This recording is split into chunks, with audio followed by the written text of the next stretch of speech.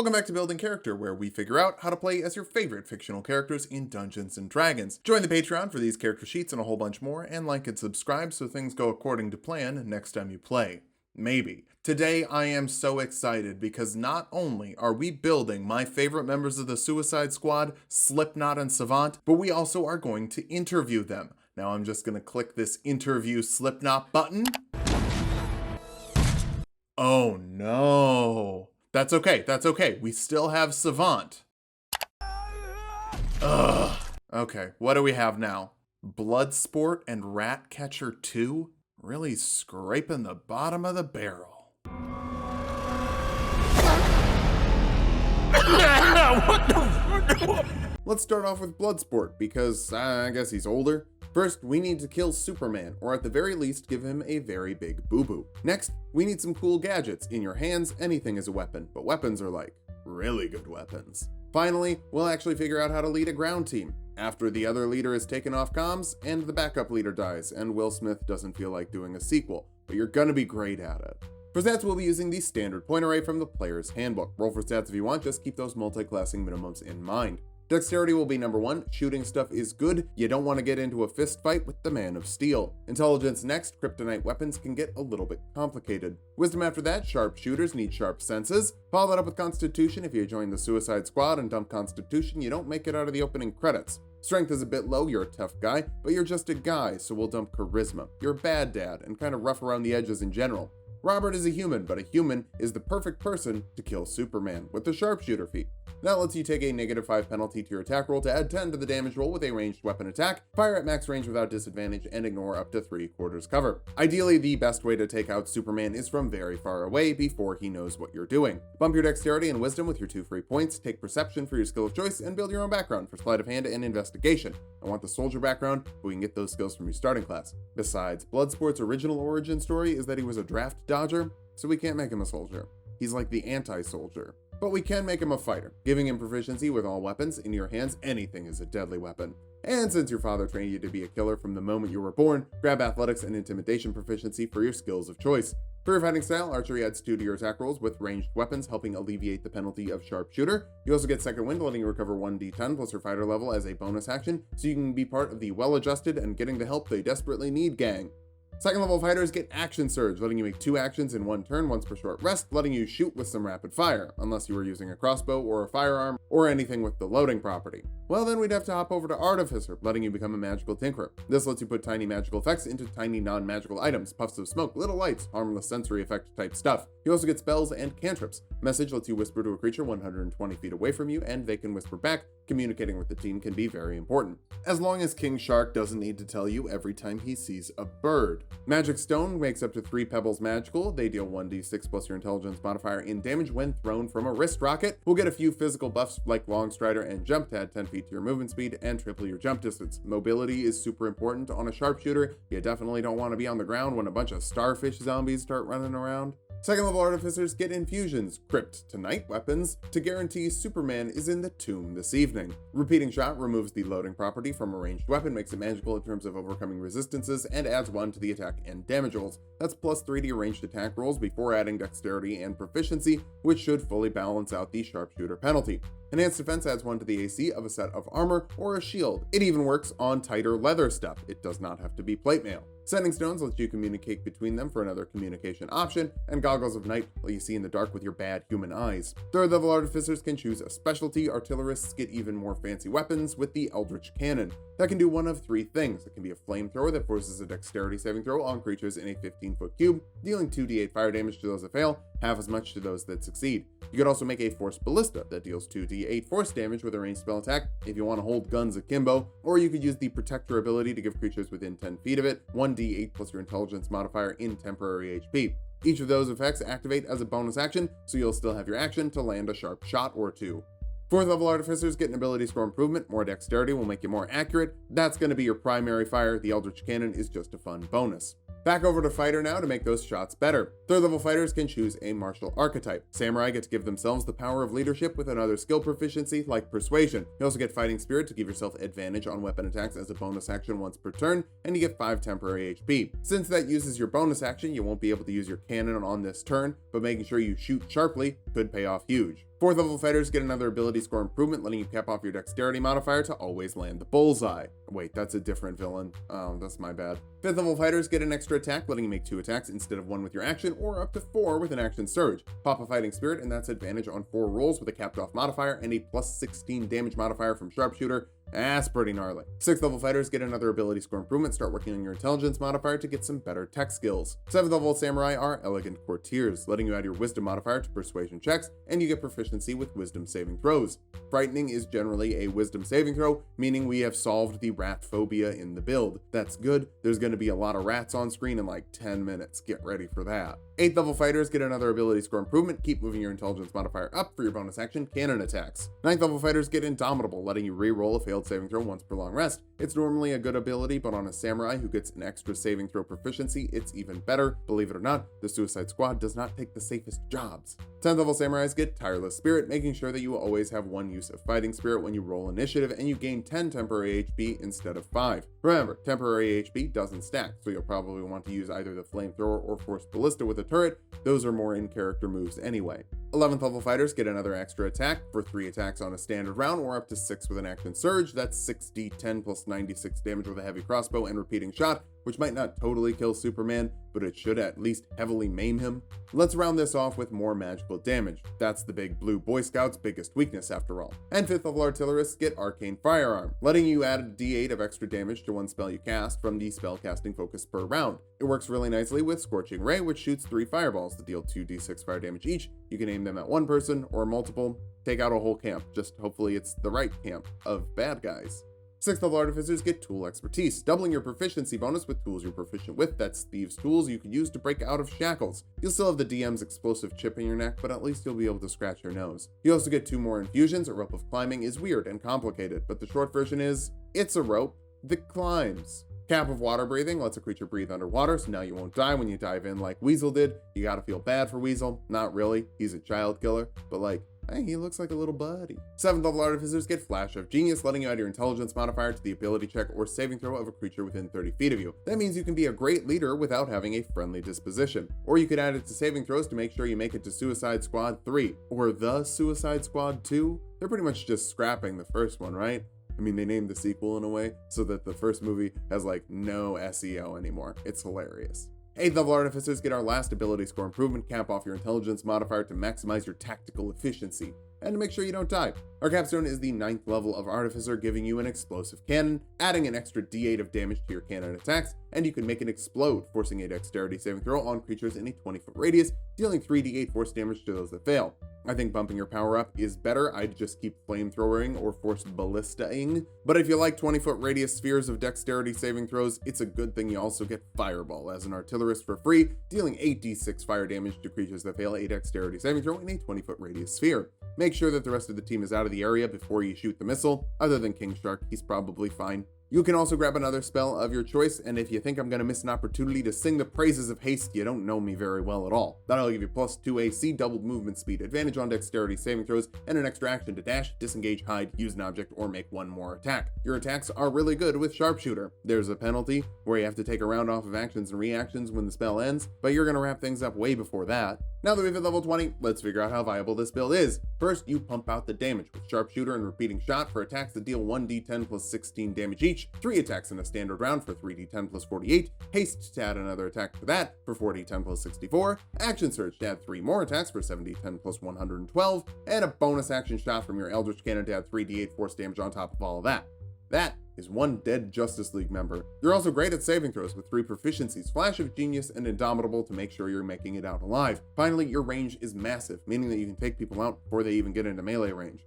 For weaknesses, you have disadvantage firing at melee range, so if a speedster gets in, that could be an issue. Your charisma is also low, and you can only add Flash of Genius to it 5 times per day, so if someone tries to banish you 6 times, you're screwed. Finally, you only have around 140 HP depending on how you rolled, which is good for an archer, but would be bad on the front lines. Oh god, my back is feeling great after that stretch. Sharpshooter with 3 attacks per round rules, quick artificer dips give you consistent hits, so you don't have to worry about weaknesses.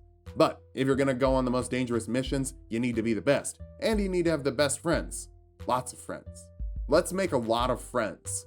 Friends, we are the friends. Celebrate another one of birthday bash. Michael, it's your birthday today. Take it ice cream, it's on its way. First things first, we need rat. One good rat that we have very tight control on. Next, we need rats, a swarm of rats we have less specific control on. But that doesn't really matter. Tidal wave of rats. Finally, we will become rat, creeping and crawling around like our little furry friends. For stats, we'll be using the standard point array from the player's handbook. Roll for stats if you want, just keep your multi-classing minimums in mind. Wisdom will be number 1, that's the animal handling skill, and you're quite the animal handler. Not even just rats, sharks like you too. Dexterity next, you don't have any resilient powers to keep you safe, so it's best to just stay hidden. Charisma after that, I know I said King Shark liking you was animal handling, but he's a person, so it's actually personality. Follow that up with intelligence. Rats are known for being clever after all. Constitution is a bit low, you get sleepy a lot, and will dump strength. There are plenty of other teammates who can lift. Cleo is a human, which is great because humans get along great with animals if you take the skill expert feat. Adding 1 to an ability score of your choice, like wisdom, giving you an extra skill like animal handling, and expertise to double your proficiency bonus in a skill like, I don't know, animal handling. Now you're the queen of rats before we've even started getting levels. Bump your wisdom and charisma with your 2 free points, take persuasion for your skill of choice, and the urchin background for stealth and sleight of hand. Just do small crimes. I'm sure no one's gonna count a rat as a deadly weapon and charge you with aggravated assault with a deadly weapon. Wait, they did? Oh, I'm sorry. We'll kick things off as a druid since they can make friends with animals really quickly. Grab insight and nature for your skills of choice and enjoy druidic to speak a special language only druids can understand. The main draw for level 1 is druid spells and cantrips. Infestation forces a constitution saving throw on a creature. Failing that, the rats that bite deal a d6 of poison damage and the creature has to move in a random direction. If ants in your pants makes you dance, rats in your slats will make you splat. Ew. Guidance gives a creature a d4 to add to their next ability check, helping Sebastian get things done with his admittedly pretty bad rat stats. Animal friendship will make you buddies with an animal, forcing a wisdom saving throw on a beast and charming them for 24 hours if they fail, or until one of your allies attacks them. Bloodsport might be afraid of rats, but he's not going to shoot any of them. Beast Bond forges a telepathic link with a beast for 10 minutes, and they get advantage attacking creatures within 5 feet of you. Again, rats are not exactly the best at attacking things. Sebastian will need all the help he can get. If you just want to have a conversation, Speak with Animals lets you speak with animals for 10 minutes. And remember, don't just talk about work. Ask your friends how their day was. Mason, how was your day? You having a good one? Second level druids get Wild Shape, but we're going to grab something that is objectively much worse. Wild Companion lets you cast the spell Find Familiar for a little animal buddy. One of the options is a rat, so go for rat. You have full control over your rat, you can look through its senses if you want. Casting Find Familiar this way doesn't use a spell slot, instead it uses your Wild Shape. It's worse because almost all of the Find Familiar options have 1 HP, and Wild Shape would basically give you 15 HP, at least depending on the shape you chose. You can also choose a Druid Circle, and Shepherds really like animals. They get Speech of the Woods to talk to beasts, and they learn Sylvan. Maybe you'll be on the team with Mr. Mixelplix. I don't know. There's also Spirit Totem, letting you create 1 of 3 spirits in a 30-foot radius that give your allies bonuses for a minute. A Bear Totem gives everyone temporary HP equal to 5 plus your druid level, making your rats a little more durable and giving them advantage on strength checks and saves. The Hawk Totem gives creatures advantage on perception checks, and you can give your allies advantage on their attack rolls as a reaction. And the Unicorn Spirit gives creatures advantage on checks to find creatures, and whenever you heal a creature, all the other creatures you want to heal in the area get to heal an amount equal to your druid level. Imagine a bunch of rats delivering shots of adrenaline. Maybe grab Cure Wounds to heal 1d8 plus your Wisdom modifier as an action, since it's a touch spell, and you can cast it through your familiar. It's not really something Ratcatcher does, but it's pretty good. Third level druids can learn second level spells. Animal Messenger lets you send a friendly beast to deliver a message of 25 words or less. Hey, King Shark, please come pick me up. John Cena is exemplifying America's fascistic nationalism, and my only defense is a mouse. It's pretty slow though. The spell is pretty much totally undone by sending at third level, but I guess it's 1 level lower. Locate animals and plants lets you find animals and plants in the area, either of a specific type or a vague type. Rats are surprisingly hard to find, considering how many of them there are. Locate object lets you know the location of an object within 1,000 feet of you. It's easier to find something when you've got a lot of eyes looking for it. Summon Beast summons 1 small beast that will help you fight in combat. The stats are in Tasha's Cauldron of Everything. Frankly, small is probably a little too big. Unless you're in New York, then it's probably a little too small. Has anyone done a Cugrash Ratcatcher friendly fan art yet? Free idea if not. 4th level druids get another ability score improvement, round up that wisdom, and start your dexterity as well. Odd numbers do nothing for you, and we'll get something to round up the dexterity later. It's a little complicated. 5th level druids can learn 3rd level spells. Conjure Animal summons a bunch of animals, 1 of challenge rating 2 or lower, 2 of challenge rating 1 or lower, 4 of challenge rating 1/2 or lower, or 8 of challenge rating 1/4 or lower. That one I get on the first take, sure. A giant rat falls into the 1/4 category. A regular rat is 0. so get those New York-sized honkas. Each one deals 1d4 plus 2 piercing damage per bite, so if all 8 surround and gnaw, that's 8d4 plus 16 damage in a single round. A bear spirit totem can also make them much meatier with 10 temporary HP, more than doubling their base of 7. They'd hang out for an hour depending on your concentration. For a more metaphorical usage of rats, tidal wave conjures a 30-foot long, 10-foot high, 10-foot tall tidal wave that forces a dexterity saving throw on creatures inside, dealing 4d8 bludgeoning damage and knocking them prone if they fail, half damage and no failing if they succeed. It's supposed to be water, but Tasha's Cauldron of Everything has wizards shooting chicken magic missiles. I think this is allowed,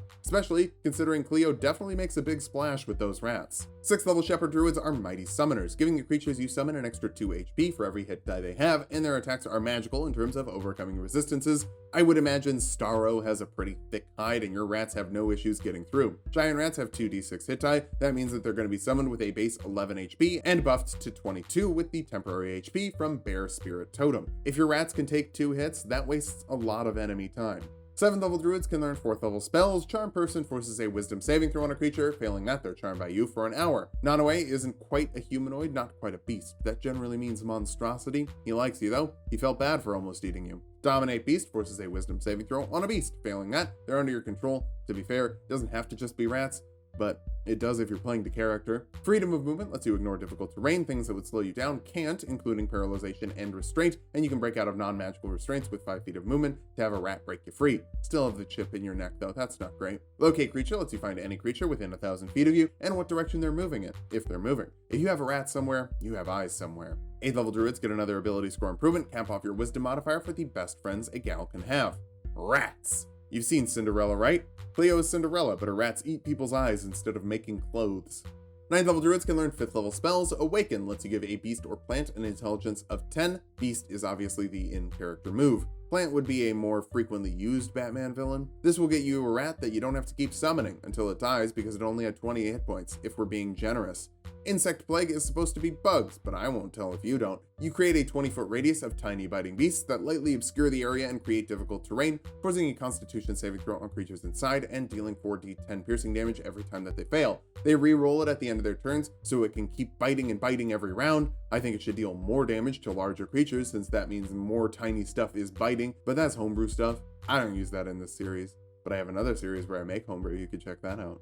Link in the top corner. 10th level Shepherd Druids get Guardian Spirit, meaning that the rats you've summoned that end their turn in your Spirit Totem heal half of your Druid level. Feed your rats and they'll feed you. The food they carry to you will be in their mouths though, maybe give them a quick rinse. 11th level Druids learn 6th level spells. I'll be totally real with you, that last spell we needed was Conjure Animals. We're just getting spell slots to conjure more animals by upcasting it. But Find the Path lets you send rats to find the most direct route to a location, not the safest path, just the most direct. Safety is not Waller's highest priority. 12th level druids get another ability score improvement or feat. We'll grab Resilient for dexterity to round up the score, and give you proficiency with dexterity saving throws to help you avoid explosions when your team decides to blow up an entire building. 13th level druids get 7th level spells, and I don't want any of these. Maybe an argument could be made for Whirlwind in the same we did for Tidal Wave, but 7th level Conjure Animals summons 3 times as many animals, which is 24 little rats. Since you can't summon swarms of animals, this is the closest you can get to a swarm in Dungeons & Dragons. Give me a second. 14th level Shepherd Druids get Faithful Summons, so the first time you hit 0 HP, you cast Conjure Animals at the 9th level, summoning 4 beasts of challenge rating 2 or lower to protect your body for an hour without requiring your concentration, which makes sense. You're a dubstep DJ as soon as this activates. Since we don't need any higher level spells, and multi-classing with a half-caster will still get us 9th level spells by the end of things at this point, let's go to a half-caster that'll get us some more swarm-type abilities. That would be Ranger, giving you another skill of your choice, like Perception, Expertise in another skill, thanks to Canny. I'd go for Stealth to hide while your rats do their thing, and you get Favorite Enemy. A type of enemy you have advantage on tracking down, probably rats. If you rewatch this, take a shot of water every time I say rat, you'll be dangerously hydrated. 2nd level Rangers get a Fighting Style, and we have all the druid spells we need. Weapons just ain't your jam, so Defense adds 1 to your AC while you're wearing armor to make your leather rat suit a little less ratty.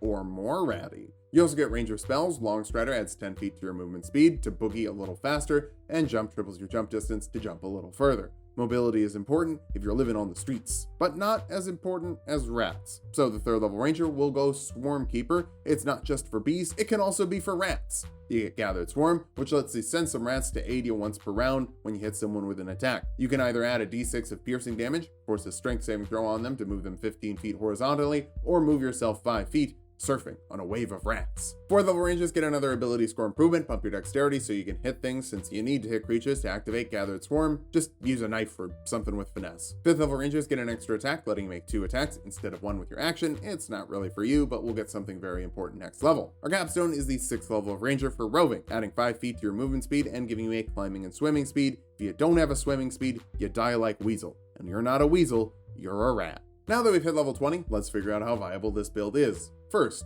rats. Rats everywhere. 9th level Conjure Animal summons 32 giant rats, each dealing 1d4 plus 2 piercing damage per bite for 32d4 plus 64 piercing damage if they all hit. They'll also all have advantage from pack tactics, so even with their low modifier, they should be pretty accurate and a big pain for your foes to take down. Your auras also make your summons better, or your human teammates. You're just a nice lady who's fun to be around. Finally, Wisdom and Dexterity are probably the most common saving throws in the game, and they're your 2 best saving throws. For weaknesses, being annoying isn't as good as being immortal. Moon and Spore Druids are effectively immortal. Chaper Druids are annoying. Immortality is better than that. You're also pretty frail, with barely over 100 HP depending on how you rolled. Finally, adding 32 creatures to your DM's initiative count, great way to get kicked out of the campaign.